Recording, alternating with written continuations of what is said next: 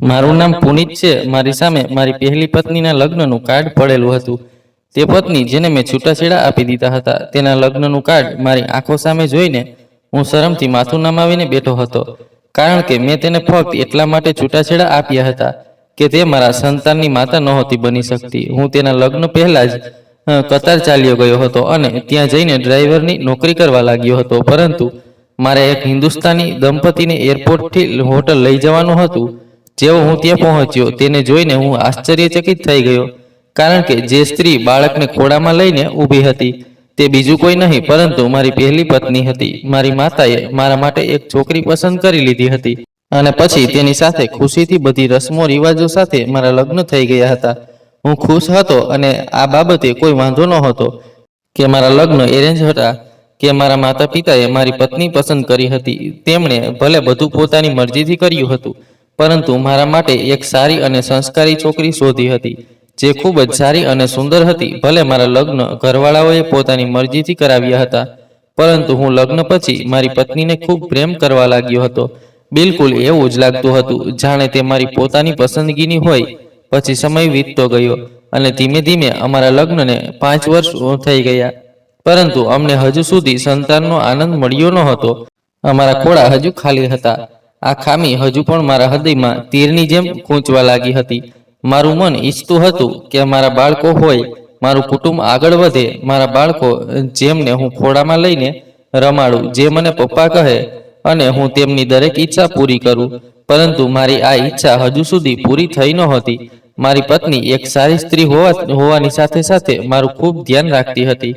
તેની તકલીફ મને ક્યારેય કોઈ ફરિયાદ નહોતી, બસ જિંદગીમાં એક જ ખામી હતી કે તે હજુ સુધી માતા નહોતી બની।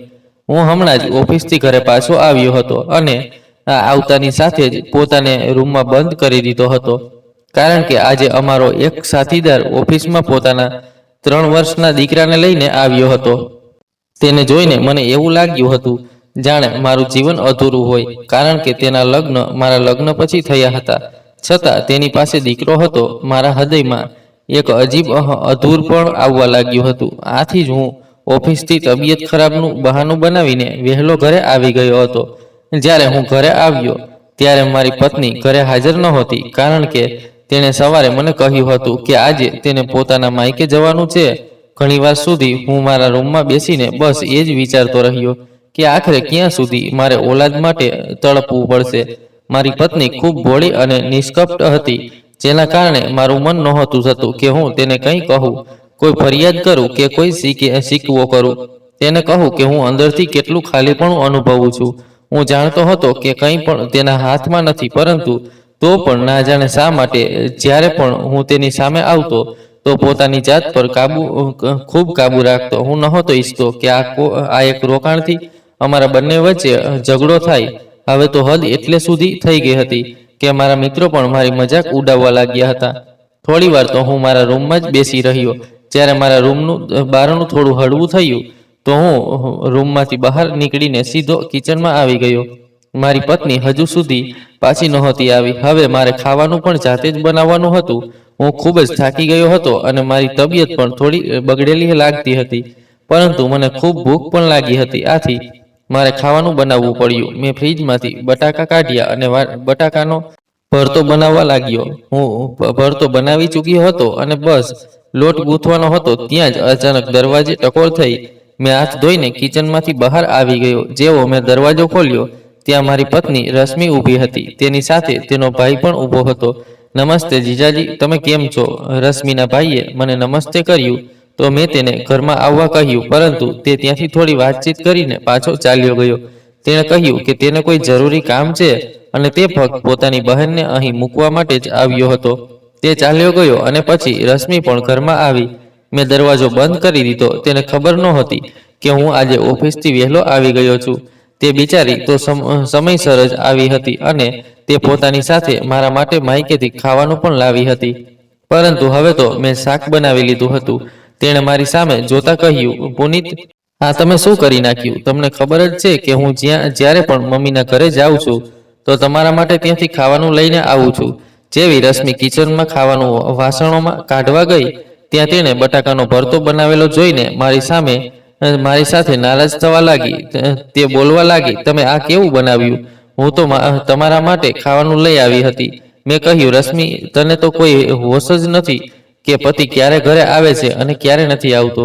જ્યારે તું નહોતી આવી તો મેં જાતે ખાવાનું બનાવી લીધું. આખરે મને ભૂખ લાગી હતી. હું ક્યાં સુધી તારી રાહ જોતો? તે બિચારીએ તો મારી સાથે ખૂબ શાંતિથી વાત કરી હતી, પરંતુ મેં તેને બેવજહ દાંટી દીધી. મારી દાંટ સાંભળીને તેની બોલતી બંધ થઈ ગઈ. તે સમજી ગઈ કે હું ખૂબ થાકેલો અને ચીડાયેલો છું અથવા ભૂખથી બેચેન છું. તેથી જ આવી વાતો કરી રહ્યો છું. આથી તે ચૂપચાપ ખાવાનું વાસણોમાં કાઢવા લાગી. મેં આગળ કહ્યું, રશ્મિ, તને તો મારી કોઈ ફિકર જ નથી. જો તને મારી ફિકર હોત તો તું મને સંતાનનો આનંદ આપી દેત. આખરે આજે મેં હિંમત કરીને તેની સાથે આ વિષય ઉઠાવી દીધો. તે બિચારી ચૂપચાપ ખાવાનું વાસણોમાં કાઢી રહી હતી અને મેં એક પછી એક તેના પર હુમલો કરી દીધો. મારી વાત સાંભળીને તે બિચારી પ્રશ્નાર્થ નજરે મારી તરફ જોવા લાગી, કારણ કે મેં આગલા ક્યારેય તેને આવી રીતે સંતાન ન થવાનો તાણો આપ્યો ન હતો. તેણે મારી તરફ પાછું વળીને જોયું અને નિરાશ ચહેરો બનાવીને કહેવા લાગી, પુનિત, તમારી તબિયત તો ઠીક છે ને? આજે તમે આવી વાહિયાત વાતો કેમ કરો છો? તે બિચારી રડતા અવાજે મારી તરફ જોતા ઉદાસ થઈ ગઈ. ના જાણે શા માટે તેનો એવો ચહેરો જોઈને મને વધુ ગુસ્સો આવી ગયો. મેં કહ્યું, આખરે તું શું સમજે છે કે હું પાગલ છું જે આવી વાતો કરું છું? હું મારા પૂરા હોશમાં છું. જો તને મારી ફિકર હોત તો તું મને જલ્દી કોઈ ખુશખબરી આપી દેત. મારો ગુસ્સો આકાશ સુધી પહોંચી ગયો હતો. મને કંઈ સમજાતું સમજ નહોતું પડતું કે હું શું બોલી રહ્યો છું. તે બિચારી આંખોમાં આંસુ લઈને ચૂપચાપ પોતાના કામમાં લાગી રહી અને પછી મારી તરફ ખાવાની થાળી આગળ કરીને ત્યાંથી ચાલી ગઈ. તેના જવાથી મને વધુ ગુસ્સો આવી ગયો. મેં ખાવાની થાળી ઉપાડીને જમીન પર ફેંકી દીધી અને તેની પાછળ ગયો. તે હવે રૂમમાં આવીને અલમારી ખોલીને ઊભી હતી. કદાચ તે કપડાં બદલવાની હતી. હું આગળ વધ્યો અને તેનો હાથ પકડીને ગુસ્સાભરી નજરે તેને જોવા લાગ્યો. તેણે કહ્યું, પુનિત, તમને આજે શું થઈ ગયું છે? પ્લીઝ, તમે મજાક ન કરો. મને આજે તમારાથી ખૂબ ડર લાગે છે. તે મારી આંખોમાં જોતા ધીમા અવાજે બોલી. મેં કહ્યું, હમણાં તે મને શું કહ્યું કે હું પાગલ છું અને પાગલો જેવી વાતો કરું છું? તારો શું મતલબ હતો? હું તેના પર ગુસ્સે થઈને ગર્જના કરવા લાગ્યો. પુનિત, તમે ખોટું સમજો છો. મેં તો ફક્ત એટલું જ કહ્યું કે આજે તમે બરાબર વાત નથી કરતા. મારી પત્નીએ પોતાની સફાઈમાં ફક્ત આટલું જ કહ્યું, કારણ કે આ સમયે મારો ગુસ્સો ઉચ્ચ સ્તરે પહોંચી ગયો હતો. મેં એક ઝટકે તેનો હાથ છોડી દીધો અને સાથે એ પણ કહી દીધું કે આઈંદા મારી સાથે ઝઘડવાની જરૂર નથી. આટલું કહીને હું તે જ સમયે રૂમમાંથી બહાર નીકળી ગયો. મેં ખાવાનું પણ ન ખાધું અને આમ તેમ ફરવા લાગ્યો. મારું મન ગડબડી રહ્યું હતું. મારું દિલ ઈચ્છતું હતું કે હમણાં જ મારા ઘરમાં બાળકોની કિલકારીઓ ગુંજે, પરંતુ આ તો શક્ય નહોતું. કદાચ આ જ કારણે હું ગુસ્સાથી પાગલ થઈ રહ્યો હતો. થોડી વાર તો હું ગુસ્સાથી આમથી તેમ ફરતો રહ્યો, પરંતુ હવે મને ત્યાં ફરતા ફરતા લગભગ 1 કલાક થઈ ગયો હતો. આ દરમિયાન મેં રશ્મિને નહોતી જોઈ અને ન તો તે રૂમમાંથી બહાર નીકળી. હવે મારો ગુસ્સો થોડો શાંત થઈ ગયો હતો અને હું વિચારી રહ્યો હતો કે આખરે આ બધામાં રશ્મિ બિચારીનો શું વાંક? તે તો હંમેશા ડોક્ટરને બતાવતી રહે છે, સારવાર લેતી રહે છે, જેમ ડોક્ટર કહે તેમ કરે છે. કદાચ હું મારા સાથીદારના દીકરાને જોઈને આજે આ હાલતમાં પહોંચી ગયો હતો કે તેના પર ગુસ્સો કરી બેઠો. હવે મને ખૂબ જ ખરાબ લાગી રહ્યું હતું, કારણ કે આજ પહેલા મેં ક્યારેય મારી પત્ની સાથે આટલા ગુસ્સામાં વાત નહોતી કરી. અમારા લગ્નને પૂરા 5 વર્ષ થઈ ગયા હતા, પરંતુ આજ સુધી મેં ક્યારેય તેને આ રીતે દાંટી નહોતી. ન તો અમારા વચ્ચે ક્યારેય ઝઘડો થયો હતો, ન તો મેં ક્યારેય તેને આ ઓલાદ ન થવાનો તાણો આપ્યો હતો. હું ધીમે ધીમે પગલાં ભરતો રૂમમાં આવ્યો તો તે લાઇટ બંધ કરીને સૂતી હતી. પહેલા તો મારું મન થયું કે હું લાઇટ ચાલુ કરું અને તેની સાથે વાત પણ કરું, પરંતુ તેને સૂતેલી જોઈને હું પણ ચૂપચાપ તેની સાથે બેડ પર સૂઈ ગયો. જેવો હું સૂયો તો મને તેની હળવી હળવી સિસકીઓ સંભળાવા લાગી. એનો અર્થ એ થયો કે તે જાગી રહી હતી, બલકે તે રડી રહી હતી. તેના રડવાનો અવાજ સાંભળીને તો મારું હૃદય મોઢે આવી ગયું. મને એવું લાગી રહ્યું હતું જાણે તે મારા કારણે જ આટલી તકલીફમાં છે. હું તે જ સમયે ઉઠ્યો અને લાઇટ ચાલુ કરી દીધી. લાઇટ ચાલુ થતાં જ તે ઝડપથી દુપટ્ટાના પાલવથી આંસુ સાફ કરવા લાગી, જે અંધારામાં છુપાઈને વહી રહ્યા હતા. તે હવે એવું દેખાડી રહી હતી જાણે કંઈ થયું જ ન હોય. તે ચૂપચાપ સૂતી હતી અને તેની આંખો બંધ પણ હતી, પરંતુ હું જાણતો હતો કે તે ઊંઘમાં નથી, બલકે તે જાગી રહી છે અને રડી પણ રહી છે. હું તેની તરફ આગળ વધ્યો અને તેના ચહેરા પર ખૂબ પ્રેમથી હાથ ફેરવવા લાગ્યો. તો તેણે પણ આંખો ખોલી દીધી. તેની આંખોમાં હજુ પણ ભીનાશ તરતી હતી. મને જોતા તેની આંખોમાં એક અજીબ ચમક આવી ગઈ. તે હવે બેડ પર બેસી ગઈ, પરંતુ હું તેના ઘૂંટણ પકડીને જમીન પર ઘૂંટણે બેસી ગયો. મેં કહ્યું, રશ્મિ, મને માફ કરી દે. મેં લાગણીઓમાં આવીને આ બધું કહી દીધું, પરંતુ હવે મને મારા શબ્દો પર શરમ અનુભવાય છે. હું નજર નીચી કરીને તેની માફી માંગવા લાગ્યો. મેં તેની સામે મારા બંને હાથ જોડી દીધા, કારણ કે મારી પત્નીનું દિલ દુખાવવાથી મને પણ કંઈક અજીબ લાગી રહ્યું હતું. બલકે કંઈ સારું નહોતું લાગતું. તેણે મારા જોડેલા હાથ પોતાના હાથથી નીચા કર્યા અને તેને ચૂમવા લાગી અને મને ઊભો કરીને પોતાની બાજુમાં બેડ પર બેસાડી દીધો. તેણે રડતા અવાજે કહ્યું, પુનીત, તમે મારા માટે મારું આખું વિશ્વ છો. તમે આ દુનિયાની સૌથી કિંમતી વસ્તુ છો. તમે આખરે મારી પાસે શા માટે માફી માંગો છો? આમાં તો તમારી કોઈ ભૂલ નથી, બલકે મારી જ ભૂલ છે. મારે તમારું ખાવાનું અગાઉથી બનાવીને જવું જોઈતું હતું. તે બિચારી, જેની કોઈ જ ભૂલ નહોતી, તે હજુ પણ પોતાની ભૂલ માની રહી હતી. મેં શર્મિંદા થતા શબ્દોમાં કહ્યું, ના રશ્મિ, આમાં તારી ભૂલ નથી, બલકે બધી ભૂલ મારી જ છે. મારે જ તને કહી દેવું જોઈતું હતું કે હું આજે ઓફિસથી વહેલો આવી જ ગયો છું. હું તેના ખભા પર માથું ટેકવીને તેની સાથે વાતો કરવા લાગ્યો. તેણે પણ કોઈ જવાબ ન આપ્યો અને મારા માથામાં પોતાની નાજુક આંગળીઓ ફેરવવા લાગી. મને થોડું સુકૂન આવવા લાગ્યું. હું મારા જીવનના બધા દુઃખો ભૂલી ગયો. તે સુકૂનનો અનુભવ કરવા લાગ્યો. થોડી વાર તો અમે આમ જ બેસી રહ્યા. પછી જ્યારે મને ઊંઘ આવવા લાગી, તો હું મારી જગ્યાએ જઈને સૂઈ ગયો અને ઊંઘની વાદીઓમાં ખોવાઈ ગયો. બીજા દિવસે સવારે જ્યારે મારી આંખ ખુલી, તો તે બેડ પર હાજર નહોતી. હું જાણતો હતો કે તે ક્યાંક ગઈ છે. તે સવારે વહેલી ઉઠી જતી હતી અને મારા ઉઠવાથી પહેલા જ મારા કપડાં, જૂતા અને નાસ્તો તૈયાર કરી રાખતી હતી. મેં રૂમમાં આમથી તેમ નજર ફેરવી તો સોફા પર મારા નવા કપડાં ઇસ્ત્રી કરેલા પડેલા હતા અને નીચે જૂતા પણ પોલિશ કરેલા રાખેલા હતા. હજુ હું આ બધું જોઈ રહ્યો હતો કે અચાનક રૂમનો દરવાજો ખુલ્યો અને રશ્મિ અંદર આવતી દેખાઈ. તેના હાથમાં ચાનો પ્યાલો હતો. આ તેનો રોજનો રૂટીન હતો. તે મને બેડ પર જ ચા આપી દેતી હતી. હું તે જ સમયે ઉઠ્યો અને બાથરૂમમાં ઘૂસી ગયો. બ્રશ વગેરે કરીને હું 1 મિનિટમાં જ આવીને ચા પીવા લાગ્યો. તે પણ મારી બાજુમાં બેસી હતી. તેના ચહેરા પર ફક્ત સ્મિત હતું. જો કે હું તો હજુ પણ શર્મિંદગી અનુભવી રહ્યો હતો. મને એવું લાગી રહ્યું હતું જાણે મેં તેના પર કોઈ ખૂબ મોટો અત્યાચાર કર્યો હોય, પરંતુ તે તો એવી ભોળી માણસ હતી કે તેણે કાલની વાતને ભૂલી દીધી હતી અને હવે તેના ચહેરા પર એવું કંઈ દેખાતું નહોતું કે તે મારાથી નારાજ છે. પછી હું ચા પીધા બાદ કપડાં ઉપાડીને બાથરૂમમાં ગયો અને તે પણ રૂમમાંથી બહાર આવી ગઈ. જ્યારે હું 15 મિનિટ પછી નાહી ધોઈને તૈયાર થઈને બહાર આવ્યો, તો તેણે નાસ્તો બનાવી દીધો હતો. મેં કિચનમાં તેની સાથે બેસીને નાસ્તો કર્યો અને પછી ગુડ બાય કહીને ઘરમાંથી નીકળી ગયો.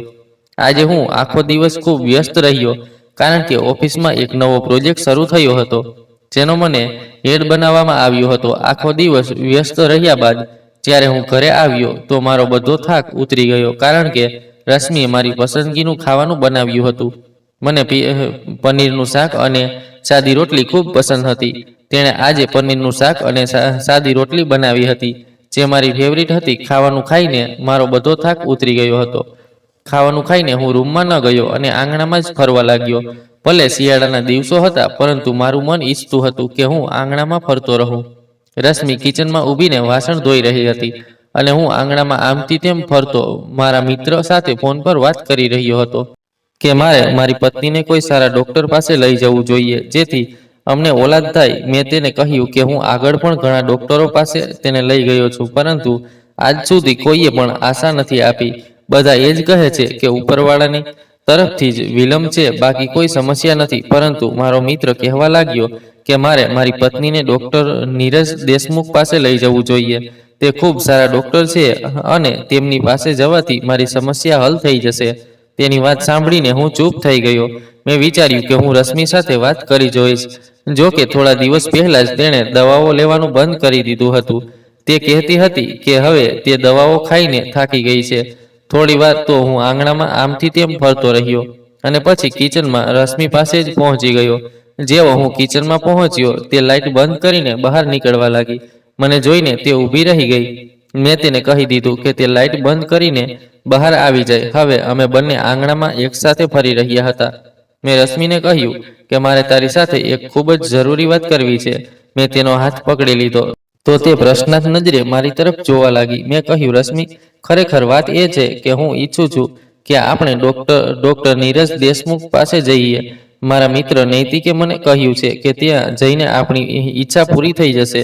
મેં મારી પત્નીને ખૂબ આદરથી કહ્યું હતું, પરંતુ તેણે મારી વાત સાંભળીને તરત જ પોતાનો હાથ છોડાવી લીધો અને અજીબ નજરે મને જોવા લાગી, જાણે મેં કોઈ મોટું પાપ કર્યું હોય. તેણે કહ્યું, પુનીત, તમે આવી શું વાતો કરો છો? હું ફરીથી આ ચક્કરોમાં નથી પડવા માંગતી. તમે જાણો છો કે આ 5 વર્ષમાં મેં કેટલી ગરમ ગરમ દવાઓ ખાધી છે, જેના કારણે મારું પેટ પણ હંમેશા ખરાબ રહેવા લાગ્યું છે. દવાઓ ખાઈને હું પરેશાન થઈ ગઈ છું. હવે મારામાં હિંમત નથી કે હું આગળ દવાઓ ખાઉં. વળી બધા ડોક્ટરો એ જ કહે છે કે મારામાં કોઈ સમસ્યા નથી, બલકે વિલંબ ઉપરવાળાની તરફથી જ થઈ રહ્યો છે. તેણે તો એક લાંબી યાદી બનાવીને મને સંભળાવી દીધી અને પછી રૂમમાં ચાલી ગઈ. તેની વાત સાંભળીને મને ખૂબ ગુસ્સો આવી રહ્યો હતો. હું તો ઈચ્છતો હતો કે આપની સમસ્યા હલ થઈ જાય, પરંતુ તે આ વિશે વાત કરવા માટે હજુ તૈયાર જ નહોતી. હું પણ ગુસ્સામાં રૂમમાં જ પહોંચી ગયો, કારણ કે મેં હવે નક્કી કરી લીધું હતું કે હું હાર નહીં માનું. તે બેડ પર બેસીને મોબાઈલનો ઉપયોગ કરી રહી હતી. મેં તેનો મોબાઈલ ખેંચી લીધો અને દિવાલ પર ફેંકી દીધો.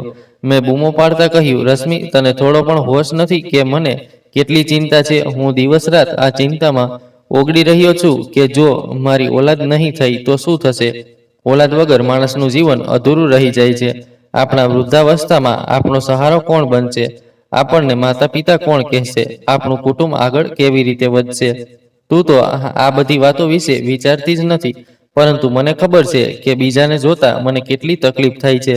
બધા પોતાના બાળકો માટે કેટલા ગંભીર હોય છે. તેમને પ્રેમ કરે છે, તેમને સ્કૂલે લઈ જાય છે, ફેરવે છે, તેમની ખુશીઓ પૂરી કરે છે, પરંતુ આપણી પાસે તો ઓલાદ જ નથી. આપણે તો ખાલી હાથે છીએ. મારો ગુસ્સો આકાશની ઊંચાઈઓને સ્પર્શી રહ્યો હતો અને હું ગુસ્સામાં ના જાણે તેને બીજું શું શું કહી બેઠો. હવે તેની આંખોમાં આંસુ આવી ગયા. તેણે કહ્યું, પુનીત, તમે મારી વાત કેમ નથી સમજતા? કે તમને ખબર નથી કે હું ઓલાદ માટે નથી તડપતી? મેં કેટલી કોશિશ કરી છે, સેંકડો ડોક્ટરોને બતાવી દીધું. હજુ સુધી હું દરેક રીતે પરેશાન થઈ ગઈ છું અને તમે જાણો છો કે બધાએ એ જ કહ્યું છે કે આપણા બંનેમાં કોઈ સમસ્યા નથી, બલકે વિલંબ ઉપરવાળાની તરફથી જ થઈ રહ્યો છે. હું પણ ઈચ્છું છું કે મારી પણ ઓલાદ હોય.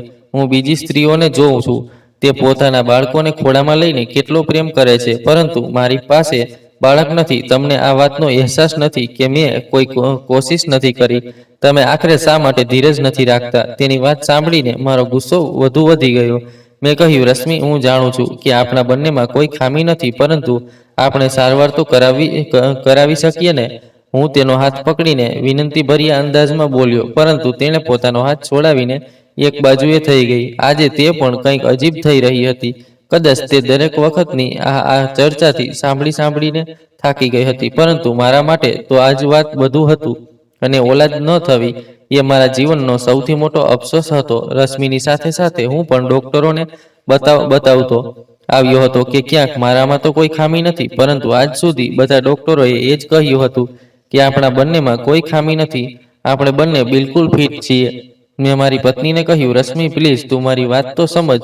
હું ઓલાદ માટે તડપી રહ્યો છું. જો આપણે એક વખત ફરીથી ડોક્ટર પાસે જઈશું તો તેમાં કઈ મુસીબત આવી જશે. આપણે તો આટલા ડોક્ટરોને બતાવી દીધું છે, એક વધુ બતાવીશું. મેં તેને કહ્યું, પરંતુ તે મારી કોઈ વાત સાંભળી રહી નહોતી.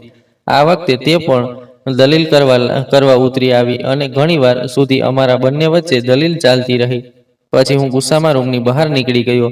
મારો ગુસ્સો આકાશને સ્પર્શી રહ્યો હતો. મારું મન ઈચ્છતું હતું કે હું મારો જીવ લઈ દઉં. રશ્મિ તો મારી કોઈ વાત સમજતી જ નહોતી, અથવા હું તેને વાત સમજાવી નહોતો શક્યો, કારણ કે હું ઈચ્છતો હતો કે આપણે ડોક્ટર પાસે જઈએ. મારા મિત્રએ મને આ વિશે કહ્યું છે. શક્ય છે કે તે ડોક્ટરની સારવારથી મારી પત્ની ગર્ભવતી થઈ જાય. તે કહેતી હતી કે તે ઘણા ડોક્ટરોને બતાવી ચૂકી છે અને હવે તેમાં આગળ હિંમત નથી. હું લગભગ અડધી રાત સુધી આંગણામાં એકલો ઠંડીમાં બેસી રહ્યો. રાતના 1 વાગ્યે મારી કુલ્ફી જામવા લાગી તો હું પણ રૂમમાં પાછો આવી ગયો. તે હવે સૂઈ ગઈ હતી અને તેના હળવા હળવા નસકોરાનો અવાજ આખા રૂમમાં ગુંજી રહ્યો હતો. મને આશ્ચર્ય થયું કે આખરે તે આટલા સુકૂનથી કેવી રીતે સૂઈ શકે છે. હું તો અંગારા પર લોટી રહ્યો હતો, પરંતુ તેને તો કોઈ હોશ જ નહોતો. તેને આ રીતે જોતા મારો ગુસ્સો જે થોડો ઓછો થયો હતો ફરીથી ચડી ગયો. મારું મન ઈચ્છતું હતું કે હું હમણાં તેને ઝંઝોડીને ઉઠાડું અને પૂછું કે આખરે મારો શું વાંક છે? તે મારી વાત કેમ નથી માનતી? શું મારો હક નથી કે મારી પણ ઓલાદ હોય અને હું પણ મારા બાળકોને ખભા પર બેસાડીને મોહલ્લાની શેર કરાવું? પરંતુ પછી મારા મને આ ગવાયું નહીં અને હું ચૂપચાપ સૂઈ ગયો. સૂઈ જવા છતાં પણ મને ઊંઘ નહોતી આવતી. હું તો બસ એમ જ બેડ પર પડ્યો હતો. મારા મનમાં ઘણા બધા વિચારો આવી રહ્યા હતા કે આખરે રશ્મિને શું થયું છે, કારણ કે આજ સુધી તો તેણે મારી કોઈ વાત ટાળી નહોતી, તો પછી આજે આટલી જીદ કેમ કરી રહી છે? મને તેના પર ખૂબ ગુસ્સો આવી રહ્યો હતો. ગુસ્સો કરતા કરતા ના જાણે ક્યારે મારા પર ઊંઘ સવાર થઈ ગઈ અને હું ગાઢ નિંદ્રામાં ચાલ્યો ગયો. સવારે મારી આંખ ખુલી તો રશ્મિને સૂતેલી જોઈને મને આશ્ચર્યનો ઝટકો લાગ્યો. આ 5 વર્ષમાં પહેલી વાર થઈ રહ્યું હતું. મેં ઘડિયાળમાં સમય જોયો તો ઉછળીને બેડમાંથી નીચે ઉતરી આવ્યો, કારણ કે 8 વાગી રહ્યા હતા અને મારે 8:30 વાગ્યા સુધી ઓફિસ જવાનું હતું. મેં રશ્મિને બાજુથી પકડીને ઝંઝોડી, પરંતુ તે તો પણ ન ઉઠી. હવે હું તેને સતત હલાવી રહ્યો હતો. તે અચાનક જાગી ગઈ અને મારી સામે ભયાનક નજરે જોયું. તેણે બૂમ પાડી, પુનીત, તને શું તકલીફ છે? મને આ ઘરમાં શાંતિ નથી. તને શું જોઈએ છે? હું સ્તબ્ધ થઈ ગયો. તે કંઈક નવું હોય તેમ વાત કરી રહી હતી. મેં પૂછ્યું, શું થયું રશ્મિ? મારે તારા માટે નાસ્તો બનાવવો જ નથી. મેં આટલું કહેતાની સાથે જ તે ઝડપથી ઊભી થઈ અને શરમાઈને રૂમ છોડી ગઈ. કદાચ તે બિચારી છોકરી પણ તણાવમાં હતી અને તે તણાવમાં તે ભૂલી ગઈ હતી કે તેણે નાસ્તો બનાવવાનો છે. મને ઓફિસ જવામાં મોડું થઈ રહ્યું હતું. હું તે જ સમયે કપડાં બદલીને બહાર આવી ગયો. આજે હું નાહ્યો પણ નહોતો, કારણ કે સમય ખૂબ ઓછો હતો. જેવો હું કિચનમાં આવ્યો, તે નાસ્તો બનાવી રહી હતી. તેને જોઈને મને ગુસ્સો આવી ગયો, કારણ કે હવે 20 મિનિટ થઈ ગઈ હતી અને ઓફિસ જવામાં માત્ર 10 મિનિટ જ બાકી હતી. હું તે જ વખતે કિચનમાંથી બહાર નીકળ્યો અને તેને કંઈ કહ્યા વગર જ બાઇક કાઢીને ઘરમાંથી નીકળી ગયો. આખા રસ્તે હું ગુસ્સાથી બળતો રહ્યો. મારું મન ઈચ્છતું હતું કે હું કંઈક એવું કરું કે રશ્મિને મારું મહત્વ સમજાય, કારણ કે તે હવે અજીબ હરકતો કરવા લાગી હતી. જ્યારે હું ઓફિસ પહોંચ્યો ત્યાં બધો સ્ટાફ આવી ગયો હતો. મને ખૂબ શર્મિંદગીનો સામનો કરવો પડ્યો. મને એવું લાગી રહ્યું હતું જાણે બધા મારા પર હસે છે. જોકે બધા ગંભીર થઈને પોતાનું કામ કરી રહ્યા હતા.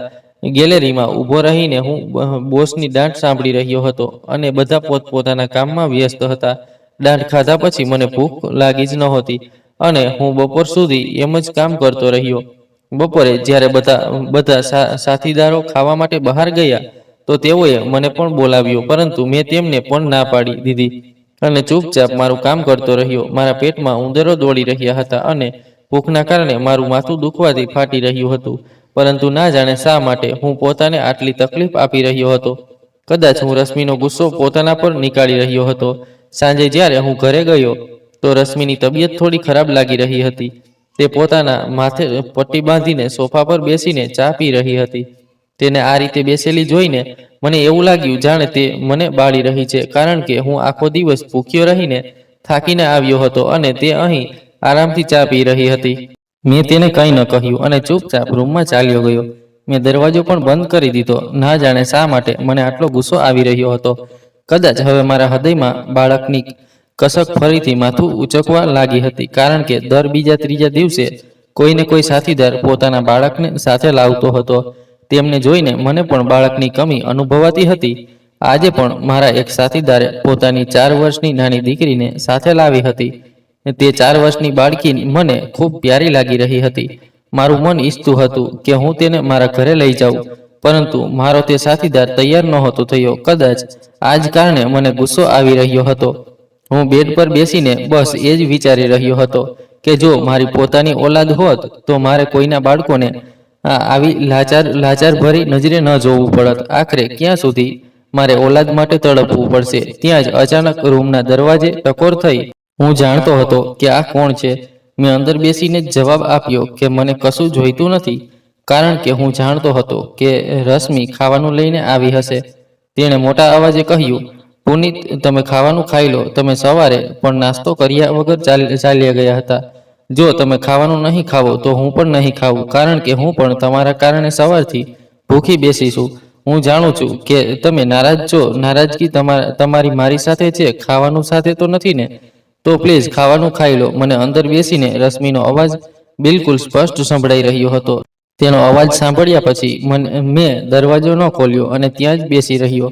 તે હજુ પણ દરવાજો ખખડાવી રહી હતી, પરંતુ મેં દરવાજો ન ખોલ્યો. થોડી વાર સુધી તે દરવાજો ખખડાવતી રહી અને પછી નિરાશ થઈને પોતે જ પાછી ફરી ગઈ. હું પણ થોડી વાર આમ જ રૂમમાં બેસી રહ્યો. આ ઘટનાને લગભગ 1 કલાક વીતી ગયો હતો.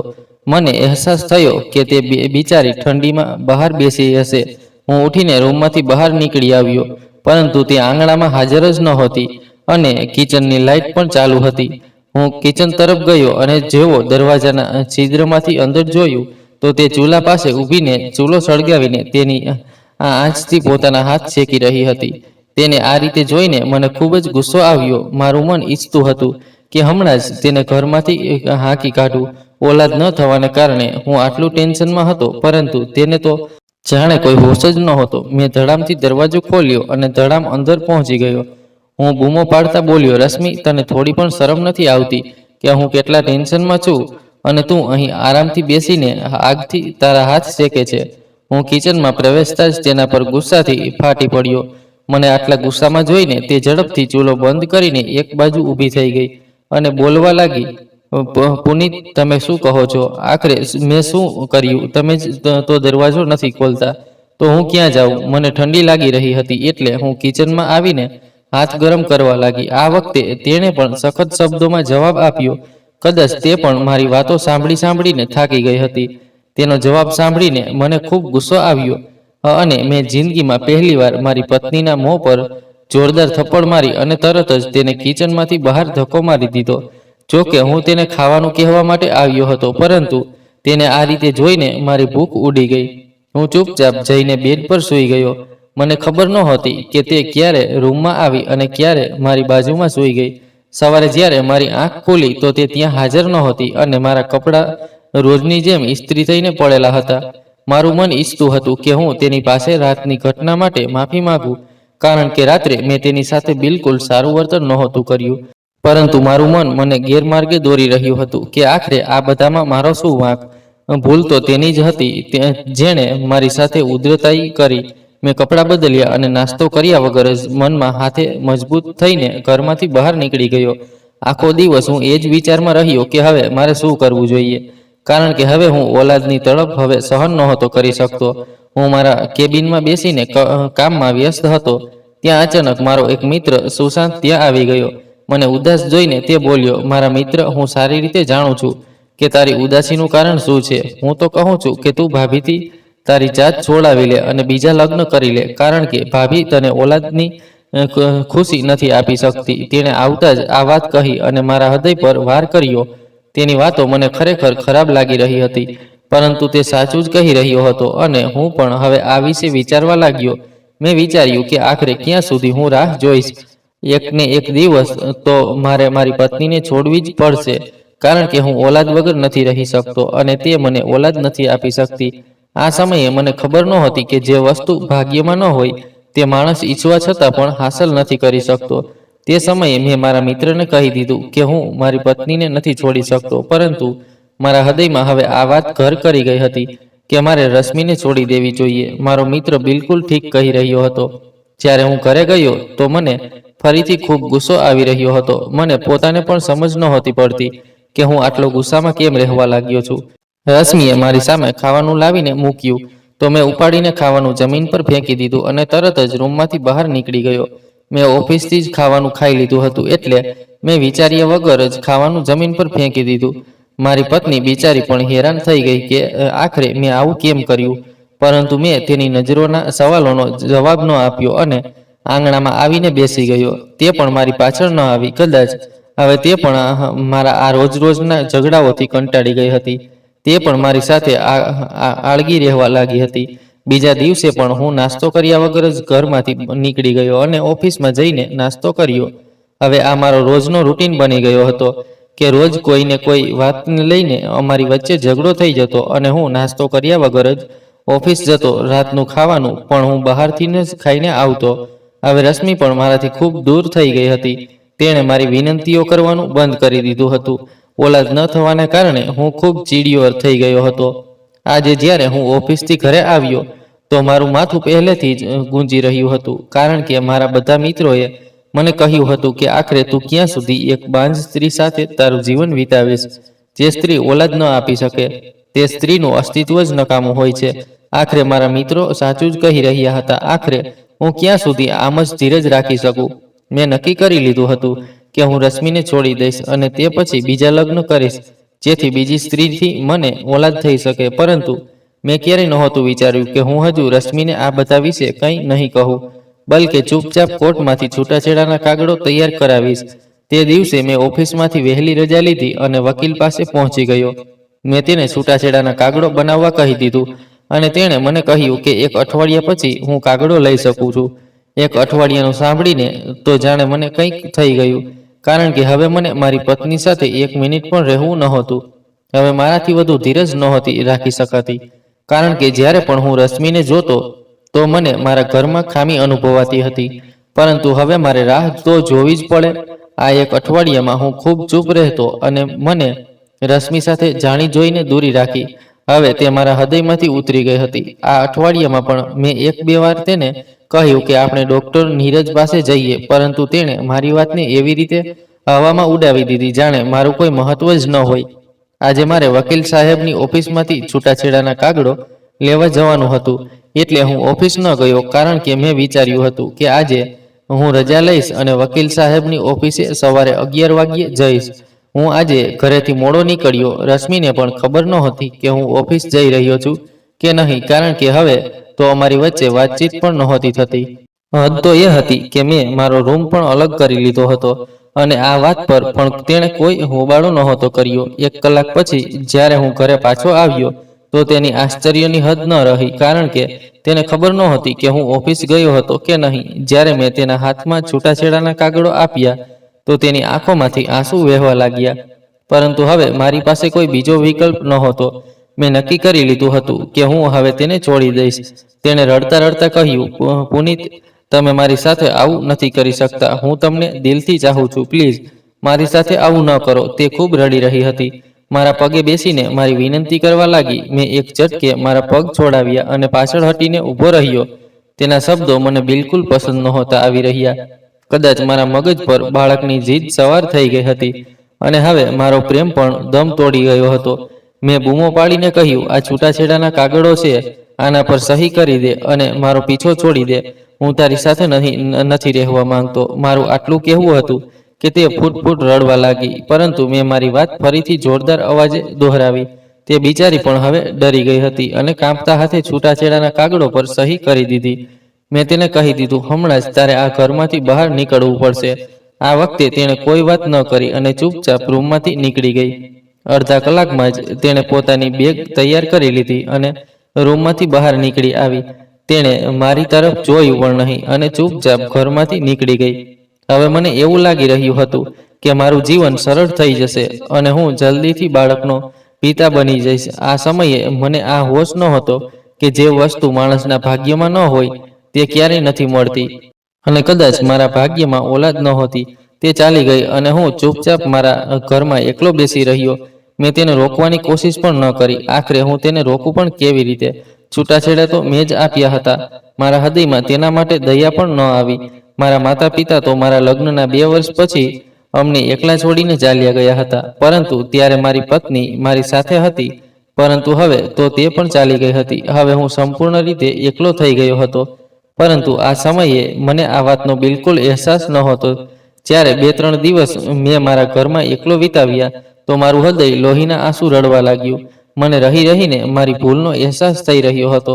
મેં મારી પત્નીને તો છૂટાછેડા આપી દીધા, પરંતુ મારા માટે કોઈ છોકરી શોધી નહોતી જેની સાથે હું લગ્ન કરું. પરંતુ હવે કંઈ થઈ શકે તેમ નહોતું, કારણ કે પંખી ખેતર ચૂકી ગયું હતું. હવે મારું ઓફિસ જવાનું મન પણ નહોતું થતું. આજે પૂરા 3 દિવસ પછી જ્યારે હું ઓફિસ ગયો તો એક બીજી મુસીબત મારી રાહ જોઈ રહી હતી.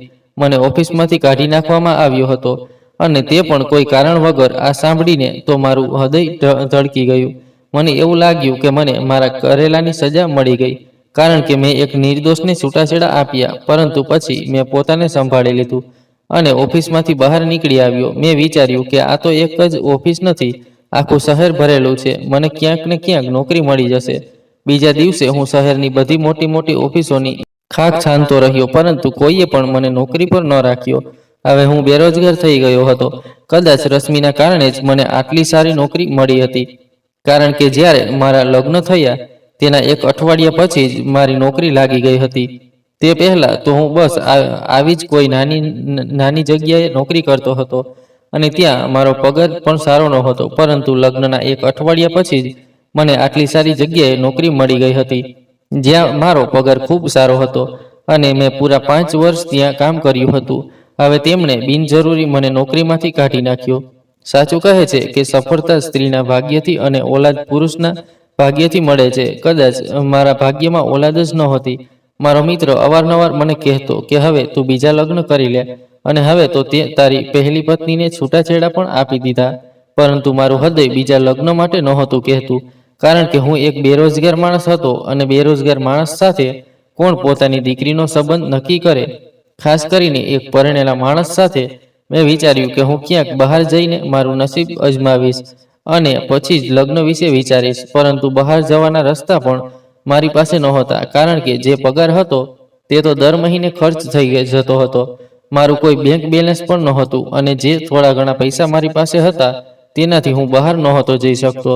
પછી મેં વિચાર્યું કે હું મારું ઘર વેચી દઈશ અને બહાર ચાલ્યો જઈશ, કારણ કે હવે આ ઘર પણ મને કરોડા ખાવા દોડતું હતું. પરંતુ હજુ મારો પાસપોર્ટ વગેરે બનવામાં 1-2 મહિના લાગવાના હતા. હવે હું આખો દિવસ ઘરે જ રહેતો હતો. એકલતા મને કાપવા દોડતી હતી. મારી સાથે વાત કરવા માટે કોઈ નહોતું. મેં મારા મિત્રો સાથે પણ મળવું ઝૂલવું છોડી દીધું હતું. આજે પૂરા 1 મહિના પછી જ્યારે મારી મિત્ર સાથે મુલાકાત થઈ, ત્યારે હું તેના ઘરે જઈને તેને મળ્યો અને ત્યાં જાણે એક પહાડ મારા માથા પર તૂટી પડ્યો. મારા મિત્રએ મને મારી પહેલી પત્નીના લગ્નનું કાર્ડ બતાવ્યું. આ લગ્નનું કાર્ડ જોઈને મને આશ્ચર્યનો જોરદાર ઝટકો લાગ્યો. મેં તો સમજ્યું હતું કે આ બાંજ સ્ત્રી સાથે કોઈ લગ્ન નહીં કરે, પરંતુ અમારા છૂટાછેડાને હજુ માત્ર 2 મહિના થયા હતા અને આટલી જલ્દી તેના લગ્ન થઈ રહ્યા હતા. મારા મિત્રએ કહ્યું કે તેનો કોઈ દૂરનો ઓળખીતો હતો જે રશ્મિ સાથે લગ્ન કરી રહ્યો હતો અને તેણે જ મારા મિત્રને પણ કાર્ડ મોકલ્યું હતું. જ્યારે મારા મિત્રએ મને તે કાર્ડ બતાવ્યું તો મને એવું લાગ્યું કે હું હમણાં જમીન પર ઢળી પડીશ. મારું જીવન બરબાદ થઈ ગયું હતું અને રશ્મિ પોતાના જીવનમાં આગળ વધી ગઈ હતી. હું બીના કંઈ ખાધા પીધા મારા મિત્રના ઘરમાંથી બહાર નીકળી આવ્યો. જો કે તેણે મારા માટે ખાસ ડિનરનું આયોજન કર્યું હતું. આખા રસ્તે મારી આંખોમાંથી આંસુ વહેતા રહ્યા. મને રહી રહીને મારી ભૂલનો અહેસાસ થઈ રહ્યો હતો. હવે મને લાગી રહ્યું હતું કે મેં ખૂબ મોટું ખોટું પગલું ભરી લીધું હતું. હું ઘરે ન ગયો, બલકે સીધો એજન્ટ પાસે ચાલ્યો ગયો. મેં તેને કહ્યું કે તે જલ્દીથી જલ્દી મારો પાસપોર્ટ બનાવી આપે. હવે હું આ દેશમાં વધુ રહી શકતો નહોતો. એજન્ટે કહ્યું કે જુઓ, થોડા દિવસ લાગશે, મારે રાહ જોવી પડશે. તેની વાત સાંભળીને હું ઘરે આવી ગયો. તે 15 દિવસ મેં ખૂબ મુશ્કેલીમાં વિતાવ્યા અને પૂરા 15 દિવસ પછી હું કતાર માટે રવાના થયો. ત્યાં જઈને હું ટેક્સી ચલાવવા લાગ્યો. મેં મારું ઘર પણ વેચી દીધું હતું અને તે જ પૈસાથી મેં એક ટેક્સી ખરીદી લીધી. હવે હું એક ડ્રાઈવર બનીને એક અજાણ્યા દેશમાં જીવન ગુજારી રહ્યો હતો. મારા જીવનમાં કોઈ સુખ બાકી નહોતું. પહેલા મારું જીવન સારું હતું. મારું પોતાનું ઘર હતું અને તેમાં મારી પત્ની પણ રહેતી હતી. પરંતુ હવે હું સંપૂર્ણ રીતે એકલો થઈ ગયો હતો. હું દરેક સમયે બસ આ જ વિચારીને પછતાતો રહેતો હતો, પરંતુ મારા પછતાવાનો કોઈ ફાયદો નહોતો. હવે તો હું સ્મોકિંગ પણ કરવા લાગ્યો હતો. ત્યાં રહેતા મને લગભગ 2.5 વર્ષ થઈ ગયા હતા. મારી શકલ બિલકુલ જોવાલાયક નહોતી રહી. એવું લાગતું હતું જાણે હું કોઈ નશેડી છું. જો કે હું ફક્ત સિગારેટ જ પીતો હતો, પરંતુ ટેન્શનના કારણે હું એટલો નબળો થઈ ગયો હતો કે બધા લોકો એમ જ સમજતા હતા કે હું કોઈ નશો કરું છું. હું ટેક્સી પણ માંડ ચલાવતો હતો અને તે પણ દિવસના 2-3 કલાક. તે પછી હું ઘરે પાછો આવી જતો હતો. તે એક નાનું ઘર હતું જેમાં 5 રૂમ હતા અને દરેક રૂમમાં 2-2 કે 3-3 માણસો રહેતા હતા. હું પણ એક રૂમમાં રહેતો હતો, પરંતુ મારી સાથે કોઈ રહેતું નહોતું, કારણ કે આજથી 2 મહિના પહેલા જ મારો રૂમમેટ ભારત પાછો ચાલ્યો ગયો હતો, કારણ કે તેના લગ્ન થઈ રહ્યા હતા. તેના લગ્નના નામે મારી આંખોમાંથી આંસુ નીકળી આવ્યા, કારણ કે આ તો હવે મારા માટે એક સપનું જ બની ગયું હતું. મારા લગ્નમાં કોઈ અડચણ પણ નહોતી, છતાં હું લગ્ન નહોતો કરી શકતો. ના જાણે તેમાં શું હકીકત હતી. મેં એક બે વાર મારા મિત્રો સાથે વાત પણ કરી કે હું લગ્ન કરવા માંગુ છું, પરંતુ હજુ સુધી કોઈ રિશ્તો નહોતો મળ્યો, કારણ કે હું પહેલાનો પુનીત નહોતો રહ્યો. મારી શકલ સુરતની સાથે સાથે મારી આવક પણ પહેલા જેવી નહોતી રહી. હું તો બસ મારા ગુજારા પૂરતું જ કમાતો હતો, જે મહિનાભરમાં ખર્ચ થઈ જતું હતું. હવે મારું જીવન સંપૂર્ણ રીતે નકામું થઈ ગયું હતું. ક્યારેક તો મને આત્મહત્યાના વિચારો પણ આવતા હતા. મારી ભૂલે મારું આખું જીવન બરબાદ કરી નાખ્યું હતું. હજુ પણ હું જીવતો હતો, કદાચ મને આ ભૂલની સજા આ દુનિયામાં જ મળવાની હતી. આજે મારે એક ભારતીય દંપતીને એરપોર્ટથી લેવા જવાનું હતું. તેમણે ઓનલાઈન રાઈડ બુક કરી હતી અને સાંજે 5 વાગ્યાનો સમય આપ્યો હતો. હજુ 3 વાગ્યા હતા, એટલે કે 2 કલાક પછી મારે તેમને એરપોર્ટથી લેવા જવાનું હતું. મારું હૃદય ભારે થઈ રહ્યું હતું. મારું મન કામ કરવા માટે નહોતું માનતું, પરંતુ મને પૈસાની જરૂર હતી, કારણ કે છેલ્લા 3 દિવસથી હું કામ પર નહોતો ગયો અને મારી પાસે પૈસા પણ ખૂટવા લાગ્યા હતા. હું જાણતો હતો કે જ્યારે મારી પાસે પૈસા ખૂટી જશે તો મારે લોકો સામે હાથ ફેલાવવા પડશે, અને એવું હું બિલકુલ નહોતો ઈચ્છતો. એટલે હિંમત કરીને 4 વાગ્યે નહાઈ ધોઈને એરપોર્ટ આવી ગયો. હજુ સુધી ફ્લાઇટ લેન્ડ નહોતી થઈ.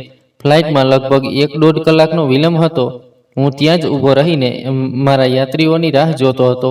હવે 5 વાગી ગયા હતા અને ફ્લાઇટ પણ આવી ગઈ હતી, પરંતુ હજુ સુધી તે યાત્રીઓ બહાર નહોતા નીકળ્યા. કદાચ એરપોર્ટ પર યાત્રીઓના બેગની ચેકિંગ થઈ રહી હતી. પૂરા અડધા કલાક પછી મને એક મેસેજ મળ્યો, અને તે જ નંબરથી આવ્યો હતો જેમણે રાઈડ બુક કરી હતી. તેઓ મને એક ચોક તરફ બોલાવી રહ્યા હતા. તે એક પ્રખ્યાત રસ્તો હતો જેને હું બહુ સારી રીતે જાણતો હતો. હું છેલ્લા 2.5-3 વર્ષથી અહીં કામ કરી રહ્યો હતો અને અહીંના દરેક ખૂણાને સારી રીતે જાણી ગયો હતો. જ્યારે હું ત્યાં પહોંચ્યો તો ત્યાં મને એક પુરુષ અને એક સ્ત્રી દેખાયા. સ્ત્રીનું દિશામાન બીજી તરફ હતું અને પુરુષનું દિશામાન મારી તરફ હતું. તે રસ્તા પર મને હાથના ઈશારાથી રોકી રહ્યો હતો, કારણ કે મેં તેને મારી ટેક્સીનો નંબર મોકલ્યો હતો, અને નંબર જોઈને તે મને રોકવા લાગ્યો. જ્યારે મેં આ યુવાન પુરુષને મને રોકતો જોયો તો હું પણ રોકાઈ ગયો, કારણ કે હું સમજી ગયો હતો કે આ તે જ વ્યક્તિ છે જેણે રાઈડ બુક કરી હતી. હવે તે વ્યક્તિ તે સ્ત્રીના ખભા પર હાથ મૂકીને તેને ટેક્સીમાં બેસવા માટે કહી રહ્યો હતો. જેવી તે સ્ત્રીએ દિશામાન ફેરવ્યું તો મને આશ્ચર્યનો જોરદાર ઝટકો લાગ્યો, કારણ કે તે બીજું કોઈ ન હતું પરંતુ રશ્મિ હતી, અને તેની ખોળામાં એક નાનું બાળક પણ હતું, જેની ઉંમર લગભગ 1-1.5 વર્ષની જણાતી હતી. તે બંને હવે મારી ગાડીમાં આવીને બેઠા. રશ્મિએ મને નહોતું જોયું, કારણ કે મેં મારા ચહેરા પર માસ્ક લગાવ્યું હતું. તે વ્યક્તિ, જે કદાચ રશ્મિનો પતિ હતો, તેણે મને એક હોટેલનું સરનામું આપ્યું. હું તે તરફ ગાડી દોડાવવા લાગ્યો. મને કોઈ હોશ નહોતો. મને એવું લાગી રહ્યું હતું કે ગાડી હમણાં કોઈ વસ્તુ સાથે ટકરાઈ જશે, પરંતુ મેં ખૂબ મુશ્કેલીથી પોતાના પર કાબૂ રાખ્યો અને ખૂબ સાવધાનીથી ગાડી ચલાવવા લાગ્યો. પછી મેં તેમને હોટેલ છોડી દીધા અને સીધો ઘરે પાછો આવી ગયો. ઘરે આવીને મેં પોતાને રૂમમાં બંધ કરી લીધો અને ફૂટ રડવા લાગ્યો. મને એવું લાગી રહ્યું હતું કે આજે મને મારી ભૂલની સજા મળી ગઈ. અત્યાર સુધી તો હું પછતાતો આવ્યો હતો, કારણ કે હું રશ્મિને પ્રેમ કરતો હતો અને ગુસ્સામાં આવીને જ તેને છૂટાછેડા આપ્યા હતા. પરંતુ હવે તો મારી ધીરજની કસોટી હતી, કારણ કે હવે તે માતા પણ બની ગઈ હતી. હવે મને સમજાઈ ગયું હતું કે ખરેખર ઓલાદ પુરુષના ભાગ્યથી જ થાય છે. મારા ભાગ્યમાં ઓલાદ હતી જ નહીં, તો પછી ક્યાંથી આવે? મારા હૃદય લોહીના આંસુ રડી રહ્યું હતું. થોડા દિવસ તો હું ઘરે જ રહ્યો. હવે મારું અહીં પણ મન નહોતું લાગતું, અને હું 1 મહિનાની અંદર ભારત પાછો આવી ગયો. મારા મિત્ર સુશાંતની મદદથી મેં એક ગરીબ સ્ત્રી સાથે લગ્ન કરી લીધા અને ભાડે રહેવા લાગ્યો. હું એક બગીચામાં માળીની નોકરી કરવા લાગ્યો. જો કે આ કામ મને શોભતું નહોતું, કારણ કે હું ભણેલો લખેલો હતો, પરંતુ હવે મને કામની જરૂર હતી, એટલે હું ત્યાં કામ કરવા લાગ્યો. સમય ખૂબ ઝડપથી પસાર થઈ રહ્યો હતો. નીલિમા સાથે મારા લગ્નને પૂરા 4 વર્ષ થઈ ગયા હતા, પરંતુ હજુ સુધી અમને કોઈ ઓલાદ નહોતી થઈ. હવે હું સંપૂર્ણ રીતે સમજી ગયો હતો કે ઉપરવાળાના નિર્ણયો ફક્ત તે જ જાણે છે. મેં ઓલાદના કારણે રશ્મિને છૂટાછેડા આપ્યા હતા, પરંતુ બીજા લગ્ન કર્યા છતાં પણ મને ઓલાદની ખુશી નસીબ ન થઈ. અને મને લાગે છે કે આખી જિંદગી હું આ જ ખામી સાથે જીવીશ. ઘણા વર્ષો વીતી જવા છતાં મને એક સબક તો મળ્યો હતો કે માણસના હાથમાંથી કંઈ નથી. જ્યારે ઉપરવાળો માણસને કોઈ ખુશી ન આપે તો પછી આખી દુનિયા ભેગી મળીને પણ તે માણસને તે ખુશી નથી આપી શકતી. અને જ્યારે ઉપરવાળો કોઈ માણસને દુઃખ ન આપે તો પછી આખી દુનિયા ભેગી મળીને પણ તે માણસને દુઃખ નથી પહોંચાડી શકતી. મેં રશ્મિને દુઃખ પહોંચાડ્યું હતું, પરંતુ તેના લગ્ન મારા પહેલા થઈ ગયા અને બાળક પણ થઈ ગયું, પરંતુ હું તો હજુ સુધી બાળકની તડપ સાથે મારું જીવન ગુજારી રહ્યો છું. ના જાણે હું આ મારી તકલીફ ક્યારે ખતમ થશે. મારા જીવને મને એક ખૂબ મોટો સબક આપ્યો હતો કે માણસ ઈચ્છવા છતાં પણ પોતાનું ભાગ્ય નથી બદલી શકતો. જે ભાગ્ય ઉપરવાળાએ લખ્યું હોય તેને કોઈ નથી બદલી શકતું. તેને મટાડવાની તાકાત કોઈમાં નથી. હા, પ્રાર્થનાઓથી નસીબ બદલાઈ જાય છે, પરંતુ જો ઉપરવાળાને મંજૂર ન હોય તો પછી પણ કંઈ નથી બદલાતું અને માણસ આમ જ ચાલતો અને તકલીફમાં તડપતો રહે છે, જેમ હું પસ્તાવાની આગમાં બળી રહ્યો હતો. દોસ્તો, આશા રાખું છું કે તમને અમારી વાર્તા પસંદ આવી હશે. જો વાર્તા પસંદ આવી હોય તો વિડીયોને લાઇક કરો. જો ચેનલ પર નવા હો તો ચેનલને સબસ્ક્રાઇબ કરો અને નોટિફિકેશન બેલને ચોક્કસ દબાવો, જેથી આગલી અપડેટ તમને સૌથી પહેલા મળે. આભાર.